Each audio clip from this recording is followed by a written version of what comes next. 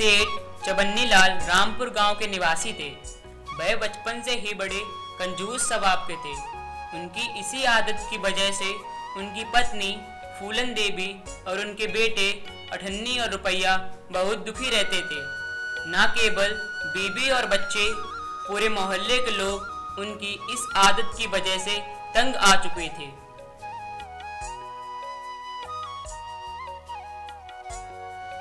अध्याय पहला, सेठ का घर।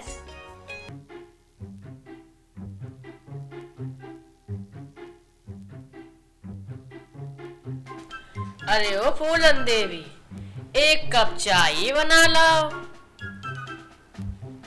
अरे आपको दिखाई नहीं दे रहा है क्या? मैं अपना मेकअप कर रही हूँ। पूरा दिन तो काम ही करती रहती हूँ, कहीं बर्तन धोती हूँ, कहीं खाना बनाती हूँ। अपने चिवल्ली से भी कह दिया करो। अरे ओ चिवल्ली, तुम ही यार एक कप चाय बना लाओ, लेकिन ध्यान रहे चीनी थोड़ा नाप कर डालना। क्या कहा सेठ? चीनी थोड़ी नाप कर डालना। जी जी जी, जाता हूँ। पूरा दिन चिवल्ली चिवल्ली, जान ले लो चिवल्ली की। सारा काम मुझे ही करना पड़ता है।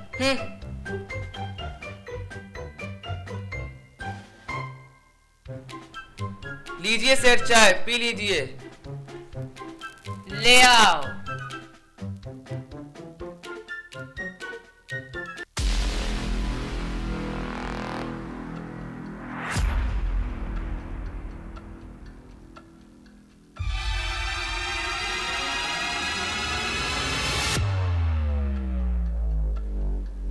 अरे अरे, इसमें तो मक्खी गिर गई। अरे बना रहने दो। लगता है ये मक्खी सीधे हलवाई की दुकान से आई है। अब मुझे 2 हफ्तों तक कुछ मीठा नहीं खाना पड़ेगा। हे राम राम राम, कितना कंजूस सेठ है। जाओ चिवल्ली, मेरे लिए 1 गिलास गर्म पानी ले आओ, जो मैंने छत पर गर्म करने के लिए रखवाया था। ठीक है सेठ। लीजिए सेठ पानी। लाओ। अरे अब तो मेरे नहाने का समय हो गया है। ये लो चिवल्ली, आधा गिलास पानी बाल्टी में डाल दो और आधा गिलास पानी मेरे लिए ले आओ, जिससे कि मैं अपना गला गरारा करूंगा। कहाँ डाल दे? बाल्टी में डाल दो। जी सेठ। लीजिए सेठ पानी। लाओ। सेठ नहा धोकर बैठा रहता है। तभी घर का बड़ा बेटा रुपैया बाइक की चाबी लिए टहलता हुआ आता है। चलिए आगे देखते हैं।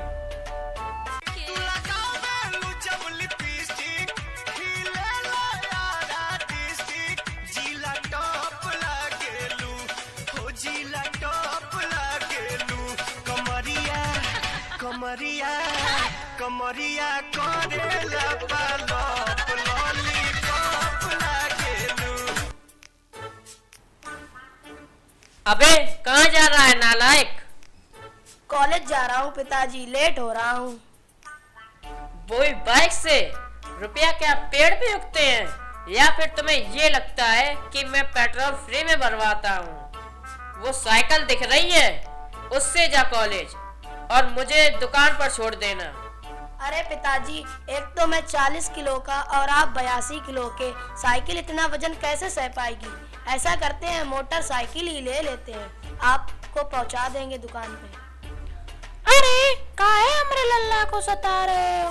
वैसे भी तो सूख के काटा हो गया है, साइकिल चलाएगा तो और सूख के काटा हो जाएगा। जाओ लल्ला जाओ। अरे एक दिन तुम दोनों मुझे रोड पे ला दोगी। रुक रुक, जा ही रहा है तो मुझे भी ले चल। बची हुई एनर्जी से मैं 4 बोरियां उठा दूंगा। देखा दर्शकों, सेठ कितना कंजूस है। तभी एक दिन दुकान में अध्याय दूसरा, सेठ जी की दुकान। ओम नमो भगवती पद्म पद्मावती। ओम ह्रीं श्रीं पूर्वाय दक्षिणाय पश्चिमाय उत्तराय अनुपूरक सर्वे जनवश्यं कुरु कुरु स्वाहा। ओम नमो भगवती पद्म पद्मावती।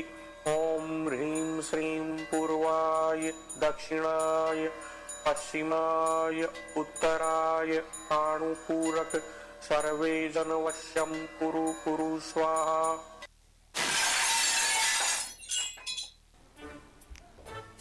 अरे ये क्या हुआ? ढक्कन लाल, ढक्कन लाल, अरे ओ ढक्कन लाल। जी सेठ। कहाँ मर गया था? चाय पी रहे थे। चाय पी रहे थे? जा देख कर क्या गिर गया। जी सेठ, अभी जा रहा।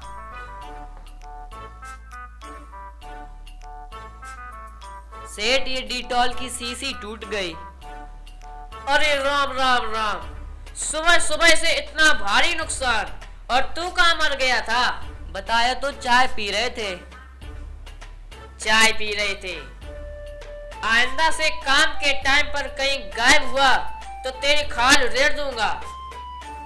ये ले गमछा, जो फैला हुआ डेटॉल है ना, वो साफ करके मेरे पास लेकर आ, समझ गया? हाँ सेठ।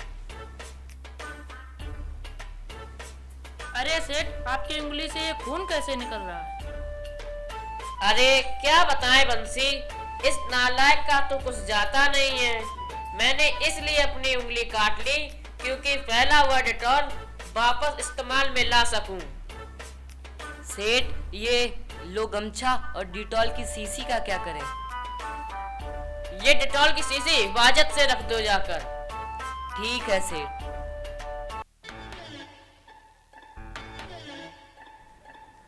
सेठ जी चीनी दे दीजिए।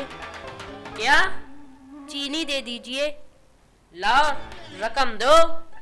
पैसे तो नहीं है। क्या सुबह सुबह उधार में? बोनी ना बट्टा भिखारी इकट्ठा। क्या करें, बहुत दिन से कुछ खाया नहीं है। कुछ खाया नहीं है तो क्या चीनी पाकोगे? कुछ नया धंधा क्यों नहीं ढूंढ लेते? रोज रोज चले आते हो, कभी चीनी, कभी चावल, कभी आटा।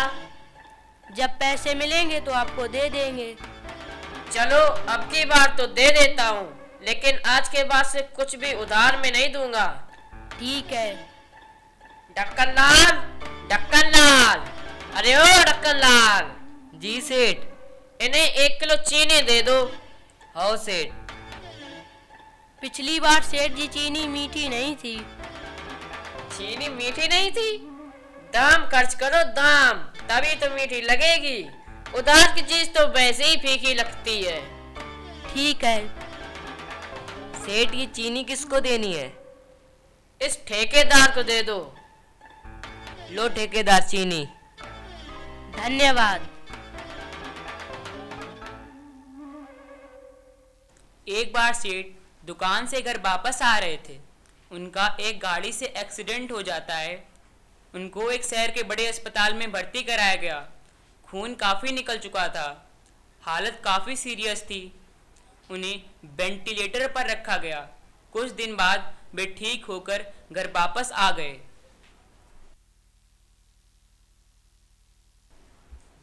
अध्याय 3।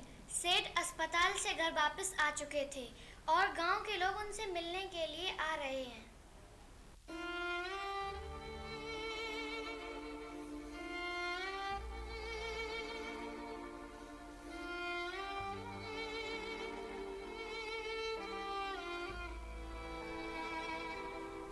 क्या हो गया फूलन देवी? अरे क्या बताएं चमेली, ये दुकान से आ रहे थे, किसी ठेले वाले ने इन्हें ठोक दिया। सत्यानाश हो उस मरी परे का जिसने इनको ठोका। वो तो राम जी की वजह से ये मरते मरते बच गए। चलो ठीक ही है। अरे सेठ, अब आपकी तबीयत कैसी है? ठीक ही हूँ वर्मा जी, थोड़ा सा जोड़ों में दर्द है। भगवान का लाख लाख शुक्र है जो आप ठीक हो गए। इसी खुशी में आपको जबरदस्त दावत रखनी चाहिए। क्या दावत? माफ करना वर्मा जी, पहले तो वैसे ही इतना खून बह चुका है, और रहा बचा आप जला रहे हो। अरे कितने कंजूस हो आप। अगर आपने 10 लाख की पार्टी नहीं दी तो मैं आपके 20 लाख अपने मेकअप में खर्च कर दूंगी। अरे ठीक है फूलन देवी, तुम कह रही हो तो दे ही देता हूँ। बीबी का हुक या पैसों की धमकी सेठ दावत के लिए मान जाता है, क्योंकि फूलन देवी नाम ही काफी है। चलो, पड़ोसियों ने सोचा इस एक्सीडेंट से सेठ की कंजूसी तो गई और उन्होंने हम लोगों को इनवाइट तो किया। सभी लोगों ने इस कार्यक्रम में बढ़ चढ़कर शामिल होने की इच्छा जाहिर की। अध्याय 4, दावत की तैयारी।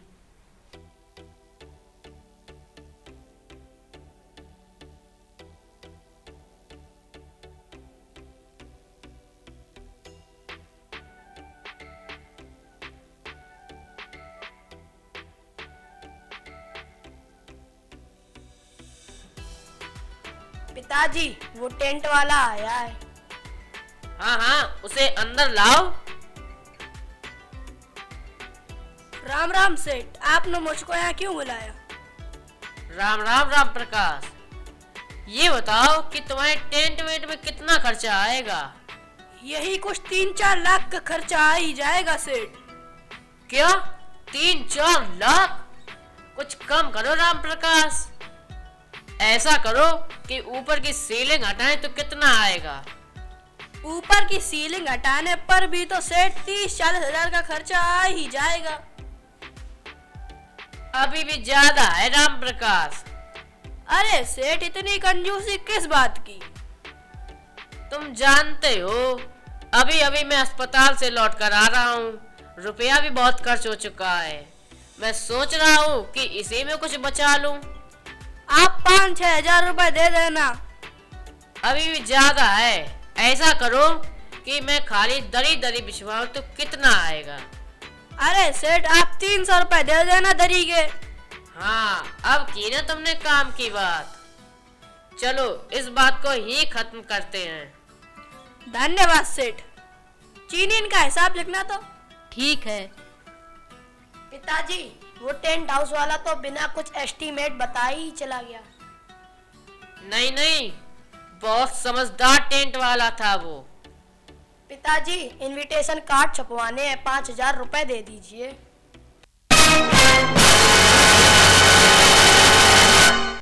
क्या इनविटेशन कार्ड? चलो अपना हॉटस्पॉट खोलो, मैं व्हाट्सएप के जरिए सबको मैसेज किए दे रहा हूँ। चलो, ये भी 5,000 बच गए। और हलवाई भी पूछ रहा था कि मेन्यू में क्या क्या रहेगा। हाँ, उसको भी अंदर लाओ, आज उसका भी हिसाब कर ही देता हूँ। जी पिताजी। राम राम सेठ। राम राम रामचंद्र, ये बताओ कि तुम्हारे खाने पीने में कितने मेन्यू हैं? हमारे खाने पीने में कुल 20 आइटम है साहब। क्या ये मेन्यू किसने बनाया है? इतने आइटम खाने से तो हमारे पड़ोसियों का हाजमा ही खराब हो जाएगा। तुम एक काम करो कि 3 आइटम रखो, जिसमें मठा आलू, कदुआ और पूड़ी होगा। अब मुझे इन सब का जोड़कर हिसाब बताओ। सेठ, हमारे कुल 20 आइटम है और उनका कुल खर्चा 20,000 आता है, तो उस हिसाब से जोड़ें तो 3 आइटम का खर्चा 2,330 रुपए आएगा। अरे 2,000 ही ले लेना। नहीं सेठ, नहीं हो पाएगा, हमारे स्पेशल मसाले भी तो हैं। अरे रामचंद्र, 330 रुपए में तुम्हारा क्या ही जाता है, 2,000 ही देंगे। ठीक है सेठ, आप इतना कहते हो तो 2,000 ले लूंगा। ठीक है, अब इस बात को यहीं खत्म करते हैं। तो इनका कल का ऑर्डर लिख लो। जी मालिक। इसी तरह सारी व्यवस्था करते करते दावत का दिन भी आ गया। दावत सेठ चवन्नी की छत के ऊपर जाड़े की गुनगुनी धूप में खुली छत पर रखी गई। दावत का समय सुबह 10:30 बजे से शाम 5:30 बजे तक रखा गया। लेकिन लोग 9 बजे से आना शुरू हो गए थे। अध्याय 5 सेठ की दावत। Welcome welcome welcome welcome welcome आइए आइए आइए। बैठिए। अरे चंपा, खड़ी खड़ी क्या देख रही हो? पैर छुओ इनके। अरे बना रहने दो। नमस्ते सेठ। नमस्ते नमस्ते। पैर छुए इनके। छूरे छूरे। अरे क्या नमस्ते सेठ। नमस्ते नमस्ते नमस्ते नमस्ते नमस्ते नमस्ते नमस्ते नमस्ते नमस्ते नमस्ते।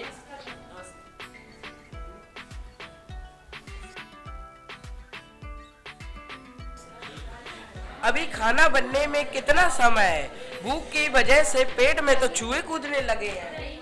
सेठ की दावत का तो कुछ पता ही नहीं है।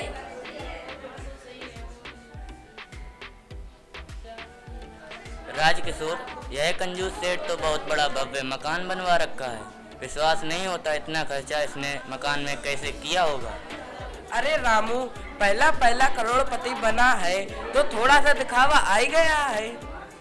चलो देर से ही सही, कम से कम इस सेठ का कंजूसीपन तो चला गया ना। देखिए देखिए, सेठ इधर ही आ रहे हैं।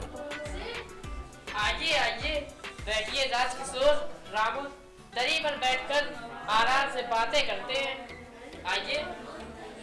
अरे सेठ, मुझे एक बात नहीं समझ में आई कि लोग अक्सर दावत रात में देते हैं, आपने दिन में दी। देखिए, जो रात में दावत देते हैं वो दरअसल आपको खाना खिलाते ही नहीं है। मगर ऐसा क्यों? क्योंकि रात में ज्यादा खाना खाने से लोगों का भोजन बचता नहीं है और उन्हें डॉक्टर के पास जाना पड़ जाता है। इसीलिए मैंने दिन में दावत रखी।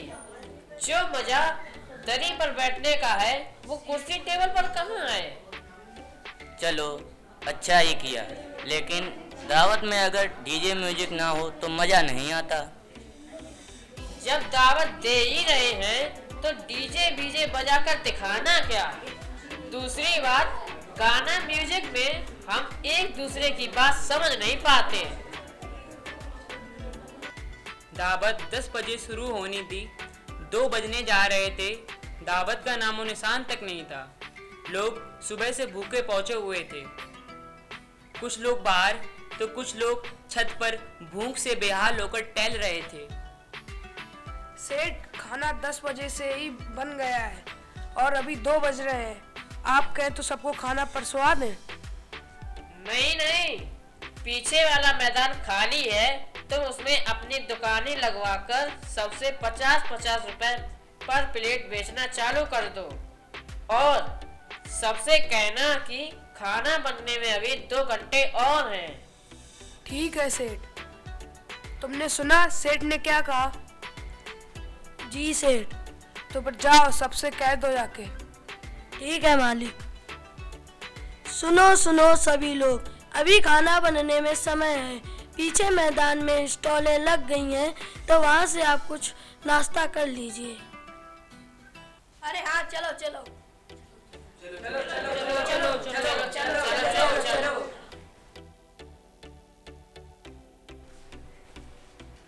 इसी तरह सुबह से भूखे लोग सामने मैदान में जाकर चाट पकौड़े, गोलगप्पे, समोसे, चाउमीन सब कुछ खाकर अपनी भूख मिटा रहे थे और रुपए भी दे रहे थे।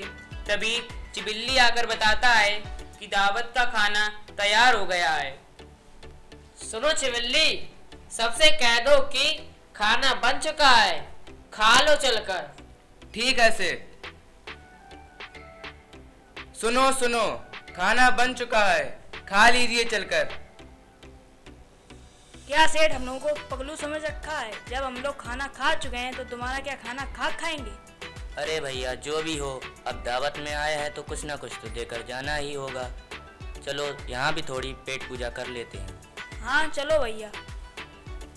जी, सब आइटम इसमें डाल दो, मैं नीचे जाके खा लूंगी क्योंकि मुझे तो शर्म आती है सबके सामने खाना खाने में।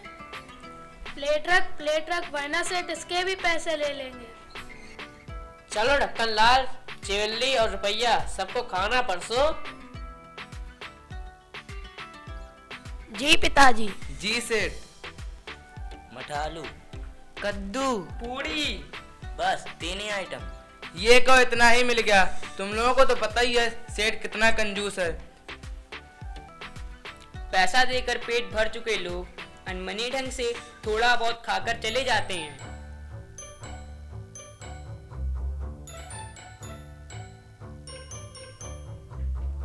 देखा चिवल्ली, गांव वाले मुझसे दावत लेने चले थे, कैसे मैंने 50 लोगों का खाना 500 लोगों में खिला दिया। अरे वाह सेठ, आप तो मेरे साथ रहते रहते मुझसे ज्यादा समझदार हो गए। क्या बोला चिवल्ली?